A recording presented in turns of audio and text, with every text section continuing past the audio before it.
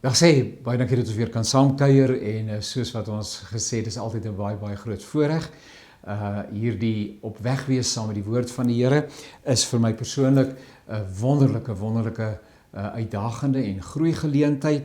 Daar's so baie om te leer. 'n Mens word net bewus van hoe min jy regtig weet. Ag, dis een van die groot uitdagings van die lewe is om net meer te weet en beter te weet en beter te verstaan.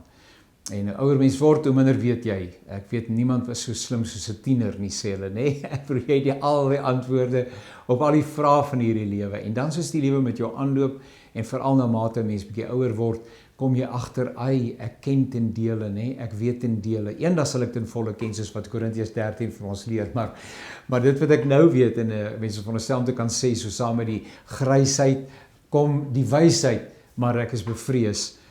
Mag dit 'n wysheid wees wat deur die Heilige Gees na ons toe kom. Ek erken ruiterlik my afhanklikheid van God, die Heilige Gees, en as daar enigiets goed en betekenisvol uit ons saam kuier kom, dan is dit doodgewoon omdat hy so buitengewoon genadig is. Ek vertrou jy het 'n goeie week gehad en dat jy 'n bietjie kon rondwerk en rondspeel. Speel is eintlik nie 'n goeie woord nie. Worstel is dalk 'n beter woord met die vraag waarmee ons verlede week geëindig het. Naamlik die vraag wat Jesus sy disippels vra in die omgewing van Caesarea Philippi. Naamlik, wie sê die mense is ek? Dit was dieselfde vraag waarmee Herodes geworstel het, toe hy bewus word van dit wat van Jesus vertel word. En hy toe sê maar, wag 'n bietjie, volgens sommige van die evangelie, dis Johannes die Doper, want die krag werk in hom.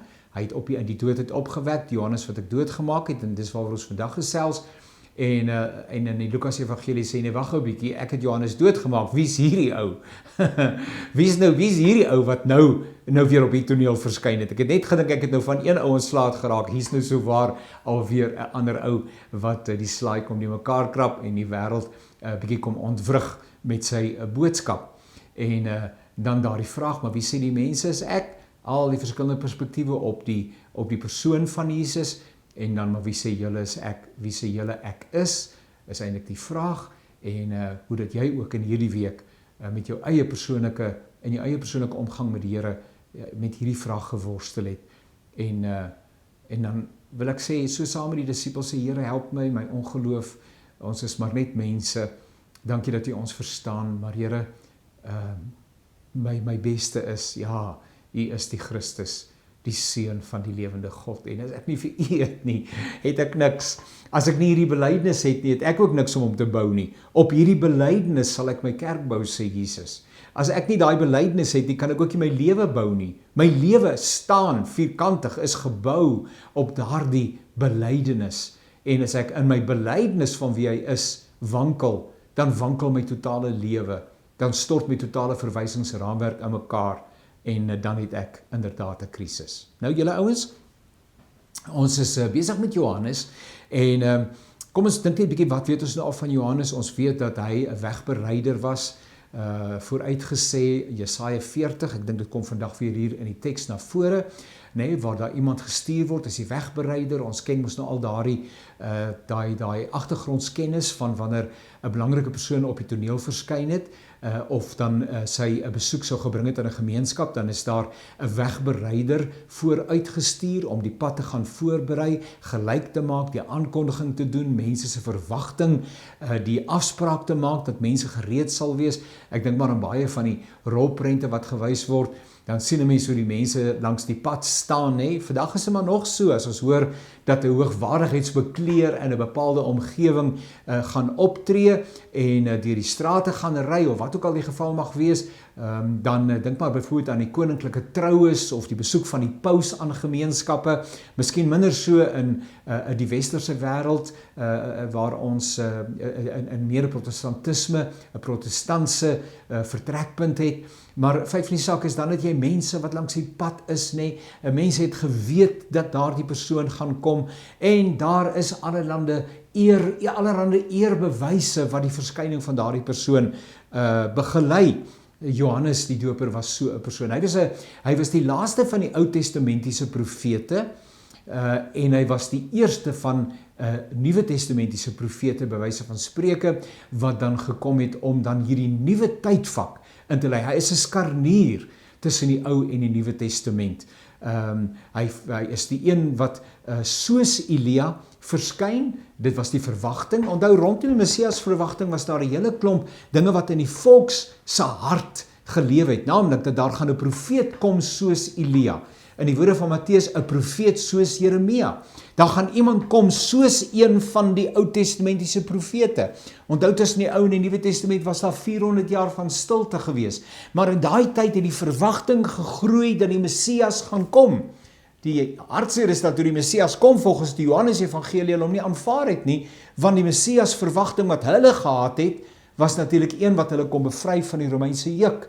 En hierdie Messias het 'n totaal ander ingesteldheid gehad. Hy het hulle kom bevry van die slawejuk, van die sonde, en nie die fisiese juk waaronder hulle verkeer het in die Romeinse onder die Romeinse heerskappy nie. En daarom was dit vir hulle baie, baie moeilik om met hierdie Jesus te identifiseer. Maar daar was verwagtinge rondom die verskyning van die Messias, wat dwars deur die Ou Testament profeties aangekondig is, nê? En een daarvan was dat 'n profeet sou verskyn en hy sou herinner aan die Ou Testamentiese profete, onder andere Elia. Nou Elia het ook in die woestyn opgetree soos Johannes die Doper. En hy het ook hierdie snaakse klere aangehad, en soos Johannes die Doper, dis hoe hy aan ons bekend gestel word, hier in die begin van die evangelies. Hy het in die woestyn gebly, tot op die dag wat sy bediening begin het, en hy het hierdie kameelhare jurk aangehad en so aan, en hy het springkane en heuning geëet. Hy was 'n ekstremistiese snaakse figuur geweest, maar hy het die volk herinner. Daarom het die mense in hulle duisende na Johannes toe gestroom, toe hy op die toneel verskyn, want ons lees dit, nê? Die mense het van oral af gekom, en ons gaan nou die teks lees, om te kom luister en om tot bekering te kom. Dit was deel van die verwagting wat sou gebeur.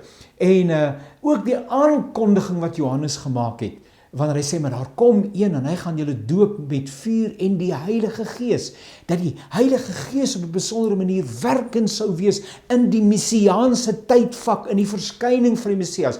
Dink aan die Joël profesie, nê? In die laaste dae sal ek my gees uitstort op alle vlees. Maar die hartseer is dat ten spyte van al hierdie goeders, hulle nog nie in Jesus die beloofde Messias gesien het en herken het nie. Nou, kom ons lees 'n bietjie die teks saam met mekaar. En ons is nou in Markus, dis ons bronteks. En ons kyk na vergelykende tekste. Nou in Markus word daar heelwat geskrywe oor Jesus, dan oor Johannes, en onthou Johannes en Jesus se lewens, jy hoor heeltyd in dit wat met Johannes gebeur ook iets van Jesus se bediening, nê? En hy's die wegbereider ook in die lyding, die verwerping, die swaar kry, en uiteindelik ook in die manier waarop Jesus sou sterwe. Ook daarin is Johannes die Doper, is hy die wegbereider. Nou, het interessante is, iets wat ek raak lees, is dat in Jesus, wanneer hy by die tempel optree as 12-jarige, nê? Onthou julle, nou jy kon nie as 12-jarige, kon jy nie in die tempel leer en optree nie, maar hy doen dit wel om reeds daar te kom wys dat hy 'n meerdere is, dat hy inderdaad die meerdere salwing van God in sy lewe het. Maar tussen Jesus se optrede daar by die tempel en die volgende oomblik wat ons van Jesus verneem, verloop daar 18 jaar, nê? So daai groot word jare van Jesus waarvan ons min weet.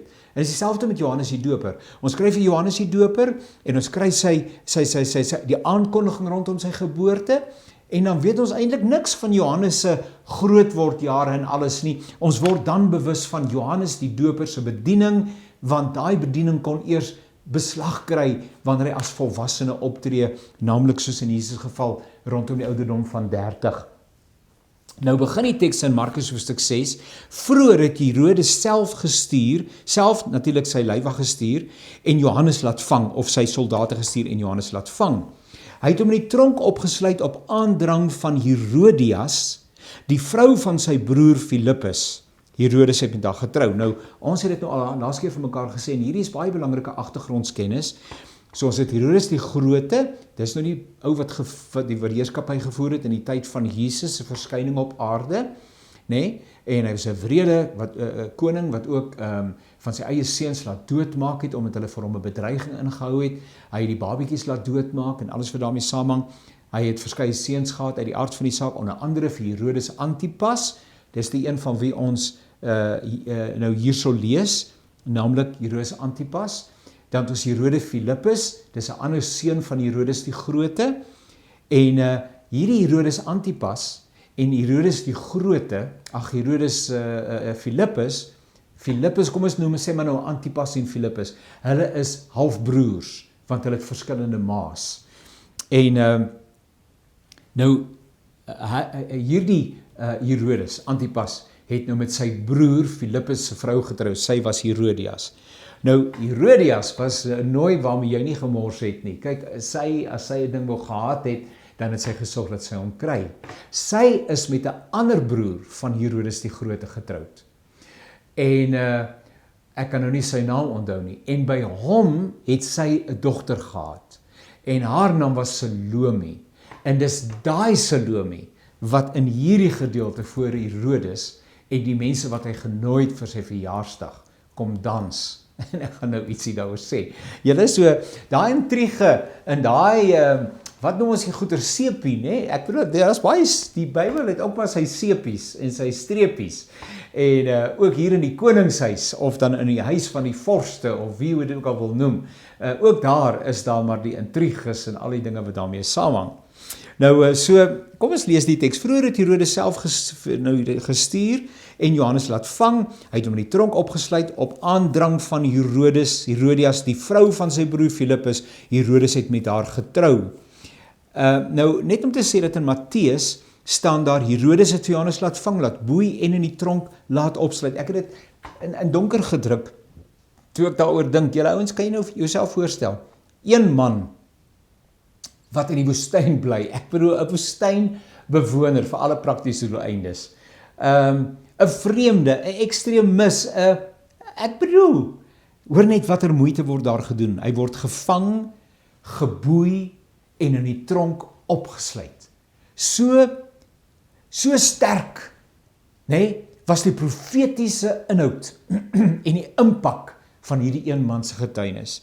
Teenoor al die groot kokkedore, en ons gaan dit nou lees in die Johannes, in die Lukas evangelie, is daar 'n siel, 'n bleek siel, wat in die woestyn optree, maar hy krap alles deurmekaar. En hy versuim nie om sy profetiese roeping uit te voer nie, want soos ons reeds gesê het, hy is 'n profeet, nee. En nou in die Matteus evangelie sê dat Herodes die een is wat die agitator is, hy is die een wat die inisiatief neem om vir Johannes uiteindelik te laat opsluit, want Johannes het vir Herodes gesê, u mag haar nie as vrou neem nie. En Herodes wou hom daaroor doodmaak. In Markus is dit Herodias wat die wrok dra. Maar in Matteus staan dat Herodes was tog bang geweest vir die mense, omdat die mense vir Johannes as 'n profeet beskou het, en onthou hulle het hulle duisende het hulle agter hom aangeloop. Ons gaan nou daarby kom. Nou, Herodias, sy is nie lief vir hierdie Johannes figuur nie, en jy sien, jy kan, dit is vir my so aangrypend, nee, dat Herodes, en in hierdie geval nou Herodias, volgens die Markus se beklemtoning, probeer die profetiese stem, die stem van die gewete, probeer dit stil maak. En maak uiteindelik die stem stil, of die mond waar daai stem kom, en jy kan dit nie doodmaak nie. Hy gaan eenvoudig net voort, as ek verstaan. Hy het gedink as hulle Johannes die Doper om die lewe bring, sou die skuld nie meer spook nie. Die spooke sou nie meer daar wees nie, maar die spook raak nie van ontslaan nie, want die vyand is hier binne. Die vyand is nie Johannes die Doper nie, die vyand is dit wat binne in hulle lewe. Die vyand is nie daar buite nie, die vyand is dit wat ons hier binnekant weet en waarvan die Heilige Gees ons oortuig En dan wil ons dikwels die boodskapper, ek is maar net die boodskapper, sê mense partykeer, moenie die een wat die boodskap bring doodmaak nie, dis wat gebeur het met Johannes die Doper, dis die boodskap, die boodskap kan jy nie nek omdraai nie. U mag u broer se vrou nie vat nie, Levitikus 18 en 20, Ou Testament, waar daar staan naamlik dat jy mag nie gemeenskap hê, jy mag nie die skaamte ontbloot, is die ou vertaling, van jou broer se vrou, terwyl jou broer steeds in die lewe is nie. En dis presies wat hier gebeur het. Herodes het sy vrou geskei, en hy het nou met Filippus se vrou getrou. Herodias het 'n wrok teen Johannes gekoester en wou hom laat doodmaak, maar sy kon nie. Dogter van, nou hierdie, nou maak nou nie saak nie, ek gaan nou nie die agtergrondkennis gee nie, want Herodes was bang vir Johannes. Nou, hier word 'n perspektief. Herodes was bang omdat hy besef het dat Johannes 'n opregte en 'n godvreesende man is. Herodes het daardie perspektief op Johannes gehad. Hy het vir Johannes onder sy beskerming geneem. Dis 'n ander perspektief as wat in Matteus vir ons gestel word, nê? Teenoor Herodias kom sê Markus vir ons dat Herodes het tog wel waardering gehad vir Johannes die Doper. Hy het Johannes onder sy beskerming geneem en elke keer wanneer hom aangehoor het, Herodes het vir Johannes uit die tronk het laat haal en dan sê hy, Johannes, kom praat 'n bietjie met my, kom ons sit en gesels. En dan het Johannes getuig, soos wat hy sou gedoen het. En dan staan daar, Herodes het in 'n ernstige tweestryd geraak. Hy het graag na hom geluister, maar dit was nie genoeg om Herodes tot ander insigte te bring nie. Nee, en dit laat my dink aan Agrippa wat vir Paulus sê, jy beweeg my byna om 'n Christen te word. En Pontius Pilatus wat vir Jesus sê, maar wat is waarheid? En hulle beweeg hier binnekant, nee, is iets aan die beweging. Pontius Pilatus se vrou wat sê, ek het die hele dag onrus gehad met die dood van hierdie man niks te doen hê nie.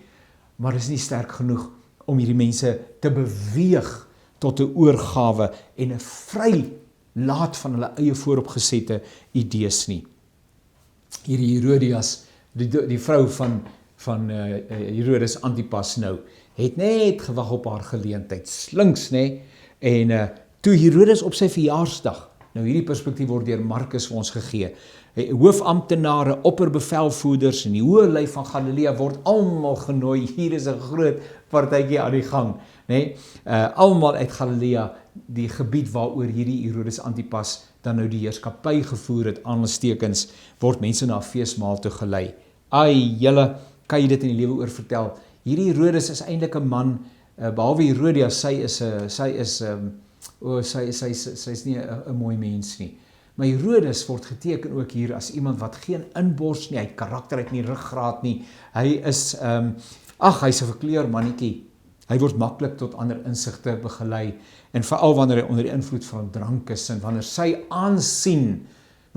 aansien in gedrang kom, dan soeg hy voor die druk. In plaas daarvan dat hy regop staan en sê, maar wag 'n bietjie, ek is daarom nog die een wat in hierdie gebied die heerskappy voer en tot hier toe en nie verder nie. Hierdie Johannes is 'n opregte man, maar hy kom nie daarby uit nie. Die dogter van Herodes, Herodias, wat is haar naam nou weer? Salome. En sy het vir hom gehad by die ander seun van Herodes het vir Salome as 'n dogter gehad. Dis die stiefdogter nou van Herodes. Nou, dit was 'n sleg ding wat hier gebeur het, naamlik dat Herodes vir Salome laat dans, want dit was die slegte meisies, die meisies met 'n reputasie, wat so voor mense sou gedans het en wat gevra is. En so, of sy het self was iemand wat reeds op 'n vroeë leeftyd dalk al 'n reputasie gehad het, maar ek dink nie so nie. Ek dink Herodes doen haar nie 'n guns om haar te laat dans voor die gaste nie, maar dit gebeur. En nou dans sy so vir Herodes en sy gaste en dit val groot byval. En hy sê, meisiekind, vra my net wat jy wil hê. En hoe dronker hy word, nê, hoe meer herhaal hy dit, staan daar met 'n eet, net wat jy my vra, selfs die helfte van my koninkryk. Al was dit nou net 'n bepaalde, en dit was ook nie vir Herodes om dit weg te gee nie. Dit was nie vir hom om dit weg te gee nie, want dit is deur die Romeine aan hom toevertrou. Maar in elk geval in sy dronkenskap, selfs die helfte van my koninkryk, nê.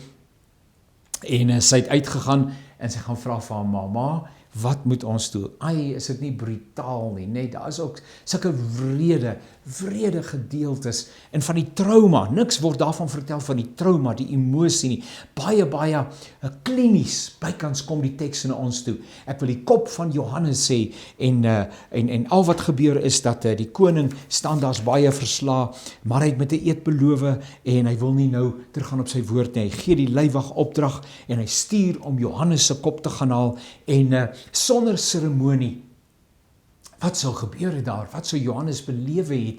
Wat van die intrige, wat van die geweld, wat van die emosie, wat van die worsteling, wat van die vraag wat in die leiwag se hart gelewe het? Hy sou tog seker ook geweet het, maar hierdie Johannes sou daar by hom 'n worsteling gewees het. Ons weet nie, die teks gee nie vir ons inligting nie, maar as ou jou gedagtes bietjie, jou verbeelding 'n bietjie laat gaan, daarvan word daar niks gesê nie. Net so koud seremonieel, so klinies, nee, die kop van Johannes op 'n skinkbord, stuur sy leiwag, Johannes word se muur onthoof, en dit word gebring, en dit word aan die dogter gegee, en die dogter bied dit aan haar ma aan, en daarmee is die getuienis van Johannes die Doper, is dit kortstondig, is dit afgesny, maar sy getuienis leef voort. Johannes bly tot in ons dag, en sal tot op die einde van hierdie bedeling die wegbereider bly. Die een wat die pad voorberei vir die Messias. Ja, die Messias het gekom, maar sy boodskap, bekeer julle, nee? En na my kom daar iemand, die een wat wys, dit kan vir Johannes nie ontneem word nie, selfs al het hy 'n vroeë, 'n ontydige dood gesterwe, net soos wat Jesus 'n ontydige dood sterwe, maar die getuienis voortgedra word deur al die eeue. Baie interessant dat Johannes, ons lees nog een verwysing na Johannes die Doper in Handelinge, en hy sê, Johannes sê mos, hy sê, ek is nie eers werd om die skoenrieme van daardie een wat na my kom los te maak nie. Hy is my meerdere, nee? En later sê Jesus, in Israel is hy die geringste, as hy van Johannes die Doper getuig, sonder om die bediening van Johannes gering te skat. Maar in die res van die Nuwe Testament kry ek nie weer 'n verwysing na Johannes die Doper nie. Daar gaan dit oor die een, hy het gesê, dit gaan nie oor my nie. Die mense vra ook in die Johannes Evangelie, vra hulle vir Johannes die Doper, is jy die Messias? Is jy die een? Nee, sê hulle. Nee, sê hy, dis nie ek nie. Hy kom na my. Hy sal julle met die Heilige Gees en met vuur doop. En hy is die een wat die gerig onder julle sal volvoer. En hy het dadelik iemand opdrag gegee, Johannes is onthoof, en toe die volgelinge van Johannes daarvan hoor, het hulle gekom en die lijk geneem en gaan begrawe. So hier vind ons daarom 'n stukkie sagtheid seker by Herodes, want ook in die Matteus Evangelie word daar vertel dat Johannes se disippels het na Herodes toe gegaan en hulle die lijk van Johannes die Doper gekry en hulle het hom begrawe. En dan word sê Matteus, Johannes se disippels het dit vir Jesus gaan vertel.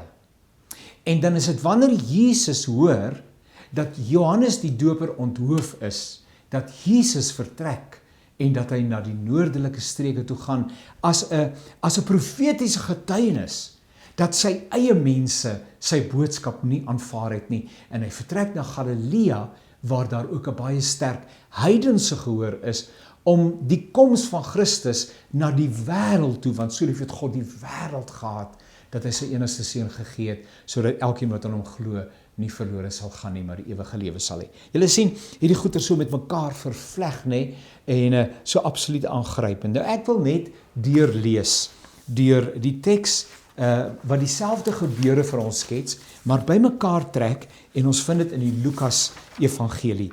En so ek gaan nou lees hier vanaf die eerste vers van Lukas. En julle moet nou net saam my luister, en dan maak ek hier en daar net vinnig 'n opmerking. Wat belangrik is, dat wanneer ons begin lees, in Lukas hoofstuk 3 van vers 1 tot 20, dan wil ek hê julle moet luister na die getuienis van Johannes die Doper, want dit word hier vir ons in detail gegee. Maar die optrede van Johannes die Doper word baie duidelik binne 'n bepaalde historiese konteks gegiet. Johannes, soos Jesus, verskyn nie in 'n lugleegte nie, maar binne 'n bepaalde konteks. Dit was die 15de regeringsjaar van koning Tiberius. Dit is nou na Augustus, en toe sit Tiberius, en na Augustus se dood, het Tiberius op die toneel verskyn, en hy is nou al 15 jaar, is hy die keiser van die Romeinse Ryk. Pontius Pilatus, kyk word die verskillende geskiedkundige kontekste en verwysingspunte vir ons getrek in die Lukas Evangelie. Pontius Pilatus was die gouverneur in Judea. Herodes was die heerser in Galilea. En ons weet nou al iets van Herodes, en ons weet iets van Pontius Pilatus, want hy is die ou wat later toestemming moet verleen, dat Jesus gekruisig kan word. Sy broer Filippus, ons weet nou al Filippus, want Filippus en Herodias was getroud gewees, en toe Herodes Antipas, het mos nou vir haar gevat as vrou, was die heerser, en Lysanias was die ander 4, die gedeelte is in 4 dele verdeel, die ryk, en onder 4 mense verdeel, wat heerskappy namens die Romeinse Ryk moes uitvoer, en ons lees van Lysanias, maar ons weet niks anders van hom nie, wat oor 'n ander kwart geregeer het. Annas en Caiaphas was hoëpriesters. Annas was die hoëpriester, en dan word hy opgevolg deur Caiaphas, maar Annas het nog steeds 'n bepaalde invloed, en Caiaphas is die skoonseun van Annas, en hulle tree op as hoëpriesters. Hier is die geskiedkundige konteks. In daardie tyd het die woord van God tot Johannes, die seun van Sagaria, in die woestyn gekom. Julle sien hoe ryk is die teks, nê? In daardie tyd, in hierdie tyd, het die woord van God tot Johannes, kom die woord van God tot ons as Nuwe Testamentiese aankondigers en verkondigers.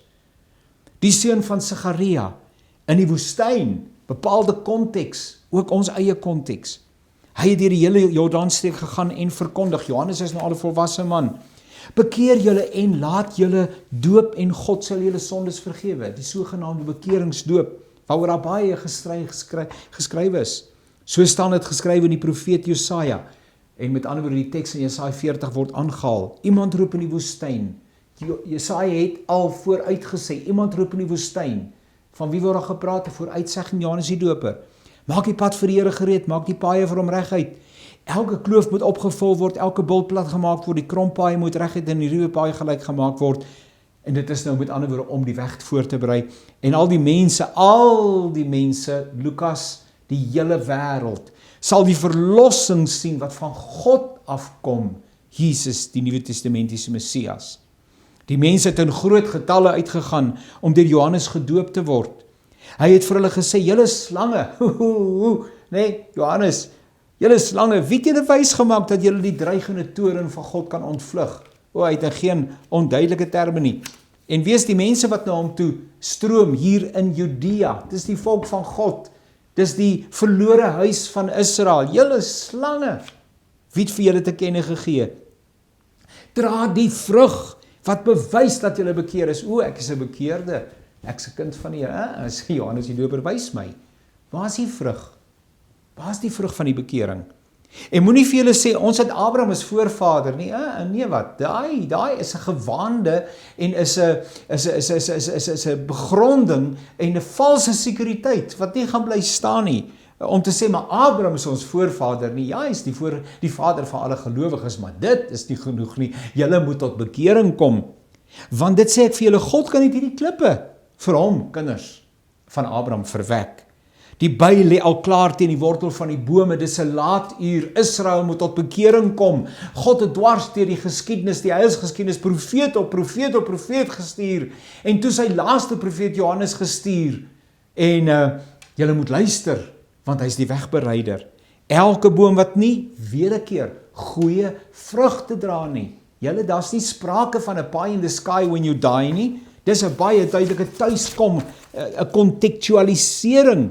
En dan vra die mense vir Johannes die Doper, wat moet ons dan doen? En hy antwoord hulle, wie 2 kledingstukke het, moet dit deel met iemand wat nie het nie. Wie kos het, moet dieselfde doen. Wow, Here, wees my ook genadig. Daar kom toe ook tollenaars. Natuurlik die Romeinse owerheid het self hulle belastings ingevorder, maar het ook mense aangestel. Hierdie mense sou meer vra as wat gevra moes word, want hulle het ook kommissie bygesit. Hulle was gehate mense, nee? Maar oor die tollenaars, want die tollenaars en sondaars gaan julle voor in die koninkryk van God. Dis nie gesonde mense wat vra na dokter nie, is mense wat siek is. Die tollenaars kom en hulle wil gedoop word. Hulle kom na Johannes toe en hulle sê meneer, wat moet ons doen? En hy sê, moenie meer invorder as wat vir julle vasgestel is nie. Nee? Wees eerlik, wees mense van integriteit. Die soldate was eweneens mense wat gehaat was deur die gemeenskap. Wat moet ons doen? Moet van niemand deur geweld of valse aanklag geld afpers nie, maar wees tevrede met julle betaling. Dis die soldate wat in diens van Herodes Antipas en Herodes die Grote en Pilatus en dies meer was, daai soldate, nee? Dan in die besonder die soldate hier in Judea. Die volk was vol verwagting en almal het hulle begin afvra of Johannes nie miskien die Christus is nie, want hulle in hom iets raak gesien. Daarop gee Johannes aan hulle almal die antwoord, ek doop julle met water, maar my meerdere kom, en ek is nie eers werd om sy skoene los te maak nie. Hy sê julle met die Heilige Gees en met vuur doop. Dis die vervulling van die Ou Testamentiese profesie. Hy het sy skop in sy hand en hy sal die dorsvloer deur en deur skoonmaak. Die koring sal hy in sy skuur bymekaar bring, maar die kaf sal hy met onblusbare vuur verbrand, soos wat hierdie koring en die kaf van mekaar skei, kom hy om 'n skeiding te bewerkstellig. Ook oor baie ander dinge het hy dikwels die volk vermaan en die goeie boodskap verkondig. En dan vers 18, 19 tot 20, 22. Hy het ook vir Herodes die heerser tereggewys oor Herodias. Sluit dit aan wat ons gesê, die vrou van sy broer, oor al die ander slegte dinge wat Herodes gedoen het. Nou dit word nie vir ons eksplisiet beskrywe nie, maar die gedeelte begin in Johannes, hy het vir Herodes tereggewys oor al die slegte dinge wat Herodes gedoen het, maar Herodes het nog verder gegaan en Johannes. So hierdie Herodes het nie 'n goeie getuieskrif gehad nie. Hy het Herodes tereggewys ook oor sy broer, maar Herodes het nog verder gegaan, Johannes toegesluit, en toe al die mense hulle laat doop het, is Jesus ook gedoop, en terwyl hy staan het die hemel oopgegaan, die Heilige Gees kom op hom, en jy is my geliefde seun, oor jou verheug ek my. Aangrypende geskiedenis, nee? Ek is nie die Christus nie, hy is die Christus. Wie sê julle is ek? U is die Christus, die seun van die lewende God, die getuienis wat Johannes die Doper oor Jesus gelewer het. Mag die Here vir jou seën in die week wat voorlê, terwyl jy 'n bietjie gaan worstel ook met die teks en dit in jou eie lewe gaan konkretiseer, en as die Here ons spaar, dan kuier ons volgende week weer saam met mekaar en dan behandel ons 'n volgende gedeelte uit die Markus Evangelie. Seën mense vir jou.